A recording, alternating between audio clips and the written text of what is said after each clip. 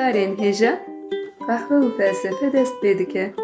Qehwa xwe bigirin û kerem kin sohbeta me.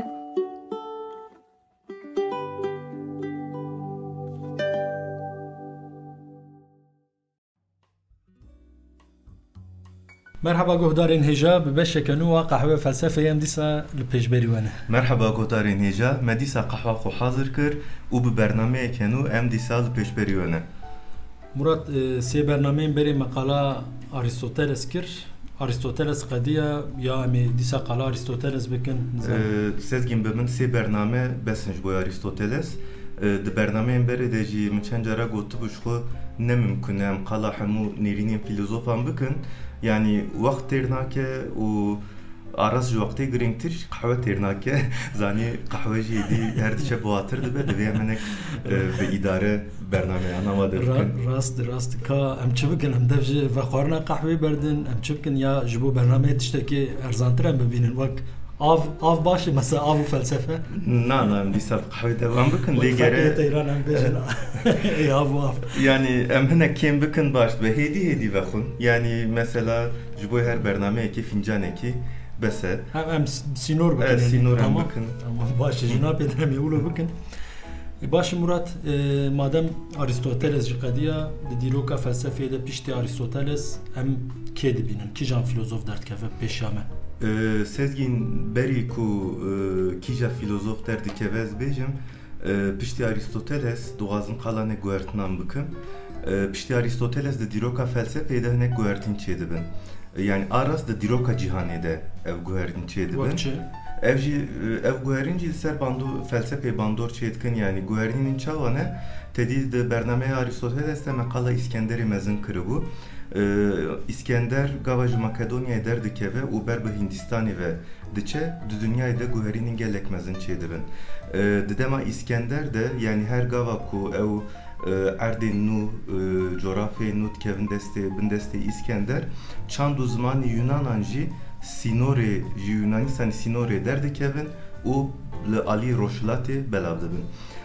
Ser çanda roşlati bebene ve bandore keji çetke yani vak çanda rojava u roşlati dikevin navhev beviyaji serdeme kenu despetke u jire em dibêjin serdema helenistik. Vataya goy taybeti helenistik. Helen jixo nabe Yunan yani edici ver ku ev çand lur bandora xo zidetir dike yani em dibên ev her du çand tene cemhev le arast çanda Yunanan vek hukma xul ser wan zedetir. Serdestire. Yani zamanı Yunanan edit ke ve velati roşulat et ke ve nav edebiyata wan ke ve nav felsefe wan henek zedetir de. Dinavbera kijan set salande serdema helenistik Murat yani jibo despekavi dirokeke diyarkiri heye yani jibo bu deheşeme de zeraltır ben. Elbet sezgin ya to ayıbdı ki yani set salçı yestere roju salavi bejim saatavi serdema helenistik bimrina İskender ve despetke beri zayni sesedu bistusiya de İskender dimre ev bu yer vek despeka serdema helenistik de kabul kırın o hema beje nezi seset sal em dibinin ku serdema helenistik dajo ev serdema helenistik sezgin em hindi serdema antik dene yani serdema helenistik dinav serdema antik de cidigre vek çağeke nu vek demeke nu vedebe. Murat de felsefeye de Platon ve Aristoteles ve demi vek du otoriteyn mezin bun yani bravo denk bun pişti Aristoteles de serdema helenistik de guertinin çava çedmen de felsefeye de taybeti. De serdema helenistik de sezgin em dibinin ku Platon ve Aristoteles hinci vek du otorite ten kabul kırın yani bandora xud dominin dibistana Platon'a binavi akademi dibistana Aristoteles'a binavi lisyum vek du naven den gring vek du ekolin gring hebuna xo ve çağıcı du dominin le xenci vana dibistanin nu avadibin u bivan dibistanan reji ekolin nu dertkevin livir emse dibistanin gring dibinin divi serdemide dibistana Epikuros, dibistana Stoa'yı u dibistana Septikan em dibinin. Navi van dibistana jukute Murat yani vatayki vani taybet heye? Ya dibistana Epikuros jiber ku jaliye filozof Epikuros hatiya vakırın loma bimi navi tezanin dibistana stoayê jaliyê Zenon ve hatiya vakirin wek Zenonê Qibrısî jî tê zanîn. Stoa navê felsefeya wan e, navê nêrînên wan e, loma bi navê stoayê tê zanîn. Dibistana septîkan jî jaliyê Pîron ve hatiya vakirin. Septisizm bi Yunanî têwateya ew ê şikber gumanker ji ber ku felsefeya wan ser wê têgehê hatiya vakirin wek dibistana septîkan tê zanîn. Min felsefeya van dibistanan merak kir Murat. Di nav nêrîn û felsefeya van de nêrînên hevpar hene yan cudayeke mezin di navbera wan de heye ku ji hev vedxetîne? Ya helbet taybetmendiyên hevpar hene Sezgîn. Di serî de ev her sê dibistan ji Platon û Aristoteles cudatir, di felsefeyê de hinek guhertinan çêdikin. Yani di felsefeyê de sê beşên girîng û bingehîn diyar dikin. Dibêjin felsefe bi temamî li ser sê niga bilind dibe. Yek felsefeya zanînê ye ku wek mantık jî tê zanîn. Felsefeya xwezayê wê çemê bi navê fîzîkê bi nav dikin û felsefeya ahlakê yani etik. Her çiqa sê beş diyar bikin jî di felsefeya wan de, di felsefeya wan sê dibistanan de em dibînin ku ji van sê beşan yek zêdetir derdikeve pêş. Ew jî etik e, yani felsefeya ahlakê ye. Giringiya etikê em li vir dibînin, yani dibêjin mantık û fîzik ancak bi etikê re dibe xwedî wateyek, wateyek qezenç dike û qîmetek qezenç dike. û wateyeke giring jî li felsefeyê bar dikin, dibêjin ji bo mirovan armanca sereke, armanca herî mezin bextewarî ye. Ji bo bigîjin, ji bo mirov bigîjin bextewariyê jî felsefe wek rêberek ye. Mirov divê çawa bijî, jiyaneke çawa ava bike, çawa bigîje bextewariyê, divê vana giş felsefe nîşanî me didin. Loma bi felsefeyê mirov dikare bigîje bextewariyê. Sezgîn ev jî way çend bername ser felsefeyê amade dikin. Edbên bextewariyê te jî zêde biyene ver, yani Pandora wî elhamdülillah em jî hêdiyedî bextewar dibin. Bi xêra felsefeyê. Murat ev felsefeya ku qal dikin felsefeya ahlakê ne bilo? Yani etik. Belê etik felsefeya ahlakê.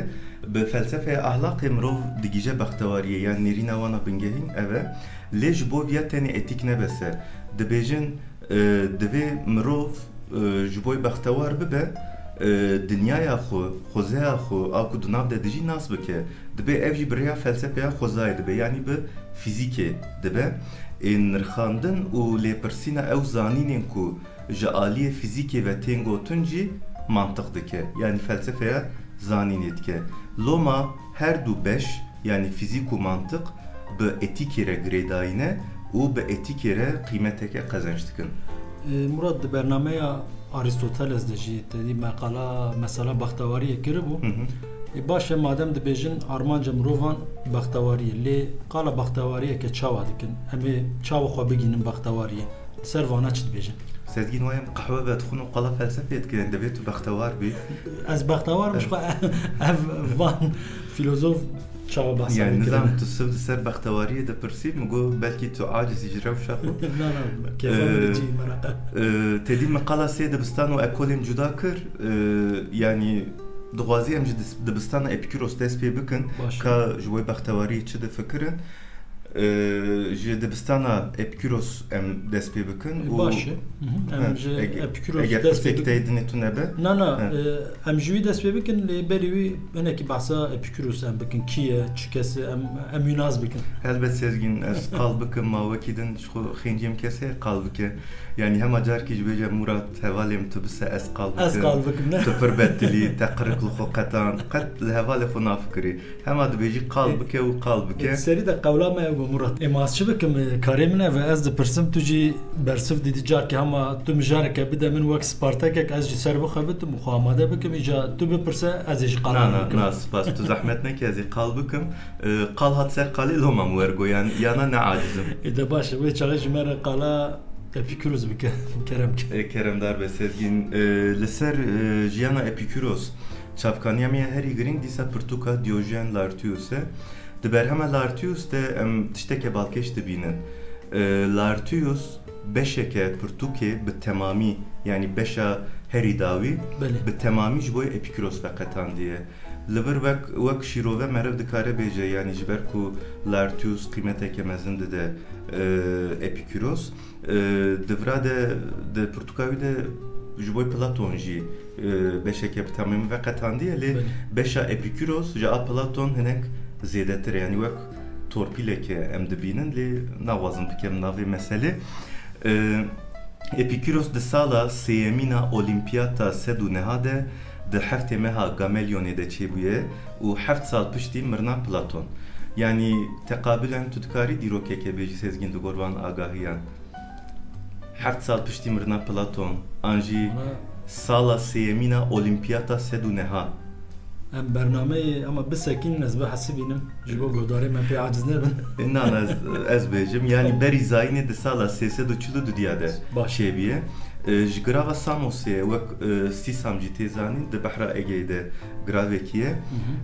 cara avli 18 sal yaxuda atinaydı bine jbo askeriye de ça atinaydı 2 sal ور askerit ke ve çağı atinaydı bine helbet nasinaviya felsefeye beri atinaya beri hatinaviya atinaya desbekriye yani 13 sali yaxuda berhemin Demokritos duxuyne u bivya way desbe felsefeyetke 3 sal yaxuda ji dibistana xoya avli vetke le Lampsakos'e Lampsakos naha navevi Lapsekiye le Türkiye le Rojavaya Türkiye cihdigre ne grave ne ne grave ev dinav ez ne şaşmam dinav bajarı Çanakkale'de cihdigre le Türkiye bajarı ke لور دبستان عولی وده که و دوره به تمامی جبوی به تمامی بمینه ودگره آتینای و دبستان خو یا نافدار وده که هفته و 2 سالی جبر گرچی خو دمره سزگین یعنی لارتیوس دبجه جبر ایشا کوری گرچی که 14 روش نخوش راکتیه و جبو ایشا وکیم ببوید خم کویتی ناف آوا گرم دمینه و لورجی دمره ناف کویتی دمره ورد بیجن یعنی والله مراد براستی تجارنا ور هرگلیین عجیب دتاین عجیب دبیجی از حیری دمینم دترسمجی لی ایشا گرچیکا براستیش زحمت لبر میکتم یعنی بله مقالات دبستان پلاتون و آریستوتلس کرده بو ما گفتم دو دبستان گرینگ دبستانا اپیکوروس دبستانه که چاوی مرد هم هنگ بحثا دبستانا می بکن سezgin dibistana epicuros ji dibistanên Platon û Aristoteles cudatire yani pir cudatire gavan qala dibistanên Platon û Aristoteles dikin em du saziyên bi pergal dibînin yani wek du dibistanên fermî bi fikire ji bo dersên cuda mamosteyên pispor hene di branşên cuda de ders gor bernameyek bi rêk û pêk bi pergal dimeşe yani saetê wanê dersê saetê teneffüsê diyarin tatilê wan diyarin lê dibistana epikür nawaye yani xaniyeke bi bexçe bi fikire ji xwe ji navê dibistanê bêtir wek wê dibistan wek bexçe tê binav kirin yani navê dibistanê pir lêbar nakin wek bexçe tê zanîn û xwendekarên Epikuros tên li bexçê bi Epikurosê rûdinîn xeber didin li ser berhemên wî sohbet dikin yani her çiqas vana xwendekar bin jî Epikuros wan wek dost û hevalê xwe binav dike wek sohbetekî yani di nav sohbetekê dine û ji dibistanên Platon û Aristoteles cudatir jin û kolejî dikarin wek xwendekar herin di dibistana Epikuros de cî bigirin براستی لگور شرط و مرجم وی دمی دبستانه که بالکشه یعنی او اریم وقت دبستان بناف دکن سزگین او در جد دبستانی بهتر وقت قاده که جیانه یعنی وقت جیانه که کومنال بفکره بخچه که مزنه شخو گاوا قلاور دکن مگو تدی نوا جد دبستانی بهتر پیوا بخچه بکارتینن آنجی بخچه اپیکوروس دهنک چافکانیان ده ناوی شوپینرین وی وک فیلوزوفین بخچیجی در باستبن و تشتک بالکش جناب خوندکارین وی تو کس ج بخچی و نقطیایه و دبستان خوی جدا و نکریه تدی گاوا مقالا پلاتون آریستوتلس کر آریستوتلس جی پلاتون وید قطع دبستان خوید که خوندکارین آریستوتلس جی وید قطع دبستان خوید کن لی دناv xwendekarên Epikuros de em tiştek wernabînin yani tu xwendekar ji bexçeya wî venaqete ciyekî nû venake heta ji dibistanên Aristoteles û Platon gelek kes derbasî wê derê dibin transfer dibin yani xwendekarên wî wek çandeke jiyan û perwerdehiya li wir didomîn wek waqfeke bikire wek jiyaneke komünal jiyaneke li vir ava dikin. Yani ji dibistana wî şiklê perwerdehiya wî xuya kesayetiyekî balkêş e bi taybetî li gor şert û mercên wê de jin û koleyan jî wek xwendekar wek şagirt qebûl dike. Ev cudabûna Epikûros Murat di felsefeya wî de çawa derdkeve pêşa me? Dixwazî ji ser mijarekê ez vîya rave bikim. Di bernameyên Platon Aristoteles de me qala mijara ruh kiribû. Ruh wek mijarekê giring di felsefe Epikûros tê jî cihî digire. Lê em fikr û nêrînên cudatir dibînin. Tedî Platon digot ruh û beden ji hev cuda ne û piştî mirinê jî ruh hebûna xwe didomîne. Lê gava em nêrînên Epikûros dixwînin em dibînin ku ne cudabûna ruh û bedenê qebûl dike ne jî piştî mirinê hebûna ruhê qebûl dike. Di mijara ruh de dixwaze nîşan bide ku jiyaneke piştî mirinê tune ye, ne mümkün e. Ji ber vê yekê belkî mirov dikare bêje wek Aristoteles difikire, lê gava em nêrînên wanên li ser xwezaya ruh û bedenê û taybetmendiyên ruhê tînin berhe, yani wek tu tim dibêjî berawîrdî em tînin berhe, em dibînin ku ji Aristoteles jî cuda difikire. Di nêrînên Epikûros yên li ser ruhê de em gelek şop û bandora Demokritos dibînin. Rê xwe te gotibû bi berhemên Demokritos dest bi felsefeyê kiriye. Belê bi berhemên Demokritos dest pê kiribû û tedî Demokritos digot her tişt ji atoman pêktin. Epikûros jî bo ruh tiştek nêzî viya dibêje. Di serî de cudabûna ruh û bedenê qebûl nake. Dibêje ruh û beden her du jî tiştên cismî ne. Yani bi gotuna tiştên cismî dixwaze tunebûna ruhê îfade bike. Tedî ruh wek tiştekê spiritüel tê qebûl kirin û wek hemû heyînên din jî dibêje atoman pêk hatiye. Lê li vir tiştekê balkêş dibêje belê ruh jî wek hemû tiştên din ji atoman pêk hatiye. Lê atomên ruhê ji atomên bedenê cudatirin. Atomên ruh li gor atomên bedenê herikbartirin, ziravtirin û bi vî awayî li her derê bedenê belav bûne. Yani wek qala sîstemeke dike sezgîn. Di nav laşê me de qala sîstemeke tevahî dike. Wek ew bifikire, kûzeke bifikire, hundirê wî tije xarin. Dibe gava kûz dişke, xar jî belav dibin, wenda dibin. Yani dibe gava beden jolê radibe, ruh jî jolê radibe. Yani ev mînaka min a em binî xêz bikin. Tamam. Ew kûz û xar. Telîfavê ev serde. Yani bi mirina bedenê re ruh jî jolê radibe û piştî mirinê li dinyayeke din, alemeke din hebûna xwe nadomînin ne? Belê. Lê Murat em zanin di baweriya Yunanan de baweriya jiyana piştî mirinê heye. Piştî mirinê tedî ruh diçe hadesê. Belê ji çemê stîksê derbas dibe. Ji ber van sedeman gelo em karin bêjin fikrên Epikûros yên li ser dînê, ser baweriyê ji civaka got di nav de dijî cudatir e? Sezgîn yani nizam min te hês kir, tu ji min hês bûyî çûbûyî te pirseke werpirsî, ez çawa rave bikim nizanim. Çima ya pirseke bi min normal. Ya ne giran e tevlî heve yani ji bo baş û durust karbim qal bikim divê hinek alîkarî bikî sezgîn yani. Serçava yani ez çi bikim ji bo te çavkaniyan gotar wan bixwazî ez amade bikim. Na yani elhamdülillah pêdiviyam çavkanî û gotara wan tune ye. Yani ji kerema xwe re tu dikarî qehweyek nû dagirî, avekê cemidî bînî, hinek qilîmayê vekî. Serçava Murat tamam fêm kir meselê. Li ber qehwê ji xwe şêranî û biskûvît dîsa tune ne ver. Sezgîn nêrînên Epikûros yên li ser dînê bi rastî jî hinek tevlî heve. Di serî de em dikarin qala çawa em bikin Epikûros qala atoman dike. Tedî ji ber şopa li ser şopa Demokritos tê qala atoman dike, dibêje her tişt ji atoman pêk hatine. Yani li vir em nêrîneke materyalîst dibîne. Di nêrîneke bi vî şiklî de di nêrîneke materyalîst de meriv dibe qeywê nêrîneke li dijî xwedeyan derkeve pêşberî me.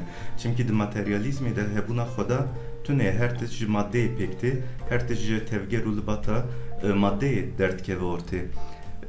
Yani di nav cîhan lê Epikûros hebûna xwedeyan qebûl dike. Di nav ciyaneke materyalîst de qala hebûna xwedayan dike. û hebûna xwedayan jî bi awayeke mantıqî ravetike. Wek çavkanî hişê mirovan nîşan dide, dibêje fikrên me li ser Xudayan di hişê me de heye û hemû mirovan de hevpare. Dibêje ev fikr piştî perwerdehiyekê, piştî xwendineke, piştî qanûneke filan bêvan çê nebûye. Ji berê de di hişê mirovan de heye û di hişê mirova giş de heye ev fikir. Di hişê mirovahiyê de fikreke, qebûleke hevpare, hemû mirov li ser viya di nav tifaqê de ne, yekdengiyekê de ne, loma mirov nikare hebûna Xudayan inkar bike. Din nêrînên wî yên li ser Xudayan de wekî din taybetmendiyên çawa hene Murat? Epikûros Xudayan wek heyînên nemir û bextewar nîşanî me dide. Dîsa bextewarî. Dibe bextewarin çünkü heyînên bêhempa ne, yani dibe mükemmelin. Dibe gava mükemmel bextewarin yani. Wek heyîneke bêhempa dibe ne mümkün e bextewar nebin û wan bi şeklê însanan taswîr dike. Yani li ver wek politeîzma Yunanan tedî Xudayan tim bi şeklê însanan taswîr dikin, tu Zeus dibînî yani awa wek artîsteke wek em bêjin lehengeke tim karizmatik. Dibiya de sezgin yani ev nêrîna antropomorfik sedemekî wî heye, dibe Xuda di şeklê însanan de ne, Xuda heyînên bêhempa ne, dibe di nav candaran de, di nav zindiyên dunyayê de şeklê herî bêhempa şeklê însanan e. Loma dibe Xuda jî di şeklê însanan de ne. Lê xencî taybetmendiye ne mümkün e, yani xencî vê taybetmendiye ne mümkün e taybetmendiyeke însanî em di Xudayan bar bikin û bi wan taybetmendiyan em însanan pênase bikin. Taybetmendiyên çawa yani dikare mînakekê bidî? Li ser vê meselê çavkaniya me herî giring nameya Epikûros e ji Herodot re şandiye û qala nêrînên xwe li ser Xudayan dike. Dibêje Xuda di dunyaya xwe de jiyaneke bextewar dijîn. Yani loma tu têkiliya wan bi dinya me re tune ye. Tedî di baweriya Yunanan de Xuda hêrs dibin, alîkariya însanan dikin, evîndar dibin, dikevin nav meselên siyasî. Şerê Troyayê bi fikre gava tu İlyadayê dixwînî, yani şer giş ji bin serê Xudayan derdikeve. Di meydana şer de dat dikevin qada şer, alî însanan dikin, carna wan dikujin, yani bi dek û dolaban wan çawan bêjin rêya şer diguherînin. Lê Epikûros dibêje van tişta ne aîdê Xudaya ne, vana aîdê însanan e, wek heyînên bêhempa ne mümkün e ku Xuda wek însanan tev bigerin. Dibêje vana hestê însanan e û însan van hestê xwe li Xudayan bar kirine. Dibe Xuda ji van tişta dûrin, li vir nêrînên wî yên li ser müdaxaleya dunyayê jî derdikeve pêşberî me. Yani li gor Epikûros Xuda tu car müdaxaleya jiyana me nakin, müdahaleya dünyaya me nakin. Ew di dünyaya xwe ne, loma dibêje ew tirsa di dilê mirova de bela sebe. Yani tirsa gazeb û cezaya Xudayan tirseke bela sebe dibe. Hûn bela sebe ji Xudayan ditirsin çünkü hûn ne xema wanin, yani dibe hawin gunek kirine, haw tiştê baş kirine dibe Xuda li van tişta mêze nakin. Loma ew tirsa mirinê, tirsa Xudayan dibe tişteke bela sebe. Baş e eger bandoreke Xudayan em bêjin li ser dunyayê tune be, an jî müdaxaleyeke wana li ser ciyanê tune be, gelo em karin bêjin Epikûros di jiyanê de qala azadiyeke, serbestiyekê dike? Belê, em dikarin bêjin di felsepeya ahlaqê ya Epikûros de em tercihên azad dibînin, iradeyeke azad dibînin. Dünyaya ku Epikûros tasvîr dike ji atoman pêkte û di nav van atoman de tevgereke mekanik heye, tevgereke mecburî heye. Ev tevgera mekanik, yani ev tevgera mecburi li ser hemû jiyanî bandor dike. Lê Epikûros ji bo tevgerê mirovan qala em bêjin mecburiyeteke wî nake. Yani li ser tevgerê mirovan ne hêzeke mekanik ya atoman heye, ne jî hêzeke xwedayî heye. Loma qala iradeyeke azad dike. Ev iradeya azad jî sezgîn bingeha xwe ji hêmanên psikolojik digire. Ev hêmanên psikolojik rihê mirov ava dikin, hişê mirov ava dikin, yani ev hêman imkan didin ku mirov bibe wek xwe û wek xwe tev bigere. Di navan hêmanên psikolojik de hestê mirovan xwediyeciyeke giringin û hestê mirovan di etika Epikûros de, di ahlaqa Epikûros de jî roleke mezin digrin ser milê xwe. Murat li gor Epikürus tekiliyeke çava di nav hest û etikê de yani felsefeya ahlakê de heye. Yani hest ser tevgerên mirovan bandoreke çava dikin. Ya hest kriterên tevgerê baş nîşanî me didin. Epiküros viya difikire. Yani li gor hestên xwe em dibêjin ev baş e an ev xerab e. Epiküros dibêje gava mirov bi awayekî objektif li hestê mirovan dinêre meriv taybetmendiyeke hevpar dibîne. Dibêje mirov bi awayekî xwezayî ji êş û janê direvin û berê xwe didin kêf û xweşiyê. Yani tiştê jê hez digirin. Loma ji bo mirovan tiştê herî baş, başiye herî bilind, xweşiye, heze yani durbûna ji êşî ye. Ji bo vê nêrîna xwe jî îspat bike sezgin dîsa berê xwe dide hesta dibêje çawa ku em germahiya agirê, spîbûna berfê, şêrînbûna hunguvê bi hestê xwe dibînin û fehm dikin, daxwaza mirova xweşî û başiyê jî em bi hestên xwe fehm dikin. Yani dibêje tiştekê em li ser vê nîqaş bikin tune derî lê digire. Bi nêrînên li ser kêf û xweşiyê Murat Epikürus çi dibêje bi rastî min baş fehm nekir. Yani wek hezperestekî dibêje tiştên hûn jî hez dikin bikin, tiştên êş û janî dide we jê dûr bikevin. Ya bi tevahî belkî mirov dikare wîsa îfade bike, lê Epiküros li vir tiştekê cuda dibêje sezgin. Yani gava dibêje mirov li dû kêf û xweşiyê direvin, nabêje bi şev û rok kêf bikin, bixwin, vexwin. Yani eger em bi gotinên wî bêjin, Epiküros dibêje jiyana ez qal dikim, sifre û ziyafetên araqê şerabê ninin, ziyafeta masiyan ninin, sifrên dewlement ninin, hezên cinsî ninin. Epiküros aras ji kêf û xweşiyê bêtir qala tunebûna êş û janê dike. Yani dibêje divê di bedenê mirovan de êş, di rihê mirovan de jî xemgînî tunebe. Yani qala êş û jana ruhî jî dike. Belê, û li gor Epiküros êş û jana ruhî, xemgîniya ruhî ji êşa bedenê zêdetir jan dide mirovan. Dibe çimkî êşa bedenê yani êşên fîzîkî ji bo niha em hîs dikin, lê êş û xemgîniya rih girêdayî paşeroj û pêşeroj ye. Yani derd û kulên me yên berê, bûyerên berê hatine serê me, poşmaniyên me, an jî tirsa siberojê yani xeyalên rojên li pêşiya me dibe vana giş xemgîniyeke li rihê me bar dikin û êşeke mezin didin rihê me. Lê li gor Epiküros tiştê ku herî zêde rihê me diêşîne tirsa mirinê ye. Tirsa mirinê bi êşa xwe dikare hemû jiyana me tijî xem bike. Li gor Epiküros tirsa mirinê tirseke bivala ye yani bela sebe ye. Ji du aliyan viya dibêje bela sebe, yek ji ber mesela ew müdaxaleya xwedayan tedî me got dibe bela sebe yani hûn ditirsin çimkî cezayeke tune ye, tiştekî wer tune ye û a dudiya jî gotinekî wî navdar heye li ser mirinê dibe gava em hene mirin tune ye, gava mirin heye jî em tunene. Yani em qet rastî hev nayên Ji ber wê netirsin. Nizam yani wer dibe lê baweriya me re pê heye tune ye, nizam ew bextê xwe. Murat qehwe me diqede hediye diyem tên dawiya bernameya xwe li ser Epikürus wek tişteke dawî tu bo xwazî pêjî hebe keremke.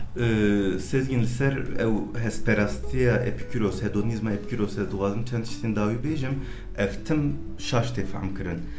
Epiküros gava dibêje ji bo bextewariyê li dû tiştên hez didin we kêf û xweşî bidin we birevin. Yani wek berê jî me got nabêje di nav jiyaneke dewlemend de, jiyaneke bi kêf û şahî de bijîn.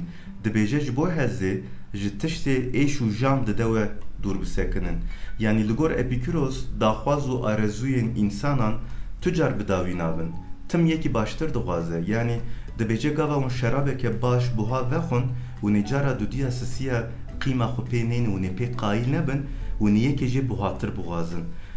Gava daxwazên we neyê cî jî wê rihê we bikeve nav xemgîniyeke. Loma qala jiyaneke sade dike, qala jiyaneke mütevazî dike. Yani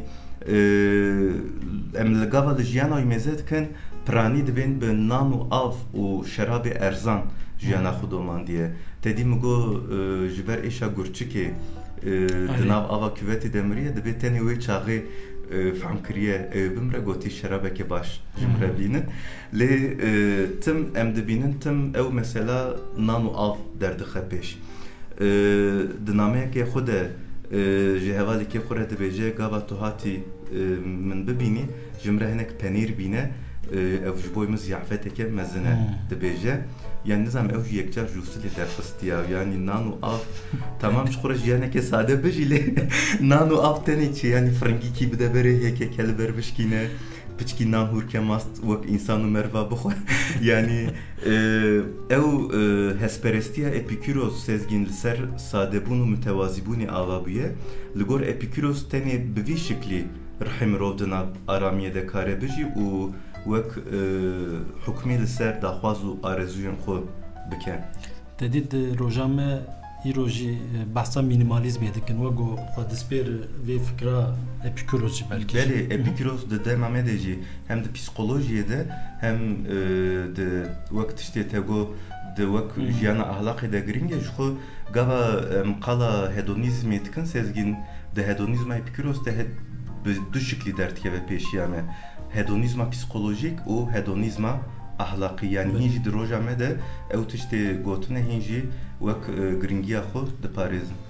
Ji xwe Murat tiştê dibêje niha jî pirsgirêka wego herî mezin e yani di jiyanê de tim tiştên nû derdkevin û van tiştên nû tim wek lazimiyeke tên nîşandan bi reklama bi bazirganiyê gava mirov nikare bi xwe bigîne vana jî xwe kêm hîz dike xwe biçûk dibîne ev jî dibe sedema nebextewariyê nebextewariyê xemgîniyê belê dawiya viya jî tune sezgîn yani bifikire ji bo roja me bifikire tu telefonekê dikirî hîn teqsîdên wî neqediyane modeleke nû derdikeve yani jê hez nekin jî dibe ew telefon di cêba wan de be di bêrîka wan de be belki bala te kişan dibe gelek caran navê modelê taybetmendiyê telefona nizanin dibe ya herî davî dibên ya herî davî anû yani 5-6 sala carekî ereba xwe neguherînin çend sala carekî mala xwe alavê mala xwe neguherînin xwe kêm hîs dikin yani wek tiştekî zarûrî dibînin tiştê Epikuros dibêje jî ev e dibêje dawiya viya tune ye yani rihê mirov tim zêdetir dixwaze tim tiştên nûtir dixwaze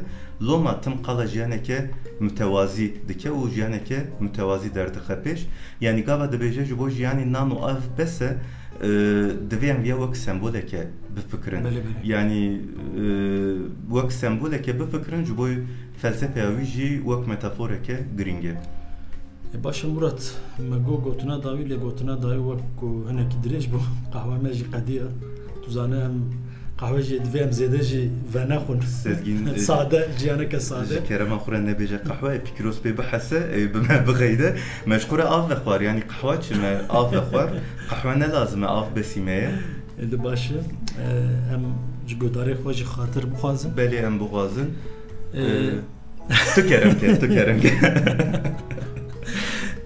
Gudarê nêja heta bernameyeke din bimînin di nav xêr û xweşiyê û jiyaneke sade guhdarên hêja heta bernameyeke din bimînin di xweşiyê de bê qehwe û felsefe nemînin û daxwazê xwe nek kêmtir bikin yani go bidin Epikuros ne bi nan û av be jî hinek tiştê xwe kêm bikin her tişt pir buha ye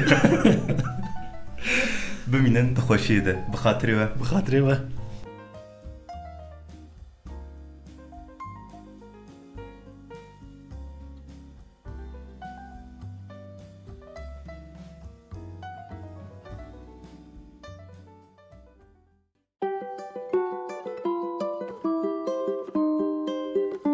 قهوه و فلسفه